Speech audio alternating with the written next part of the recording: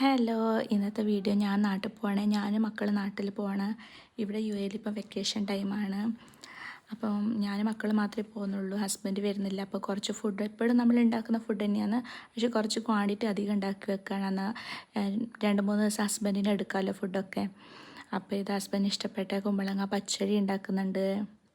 പിന്നെ മത്തൻ കുമ്പളും വൻപയർ വെച്ചിട്ടൊരു എരിശ്ശേരി, ചിക്കൻ കറി ഇതൊക്കെയാണ് ഉണ്ടാക്കുന്നത്. അപ്പോൾ അതിനായിട്ട് തേങ്ങ വറക്കലും പിന്നെ പച്ചടിക്ക് വറുത്തിടലും എല്ലാമാണ്. എരിശ്ശേരിക്ക് നമ്മൾ തേങ്ങ വറുത്തിട്ട് ചേർക്കും. ചിക്കൻ കറി ഞാൻ തേങ്ങ വറുത്തരച്ചിട്ടാണ് വെക്കൽ. ഇവിടെ എല്ലാവർക്കും തേങ്ങ വറുത്തരച്ച ചിക്കൻ കറിയാണ് ഇഷ്ടം. ഇതാ പച്ചടിയിലൊക്കെ വറുത്തിട്ടിട്ടുണ്ട്. പിന്നെ ലാസ്റ്റ് ചിക്കൻ കറീൻ്റെ അകത്ത് ഞാൻ ഉള്ളി മൂപ്പിച്ചിട്ട് ചേർക്കും. ഇതാ എൻ്റെ ഫുഡൊക്കെ ആയിട്ടുണ്ട്. ഞാനും മക്കളും ഫുഡ് കഴിക്കുവാണ്.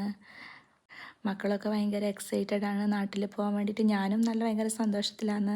പിന്നെ ഇത് റവ ലഡു ഉണ്ടാക്കിയിട്ടുണ്ട് കുറച്ച്.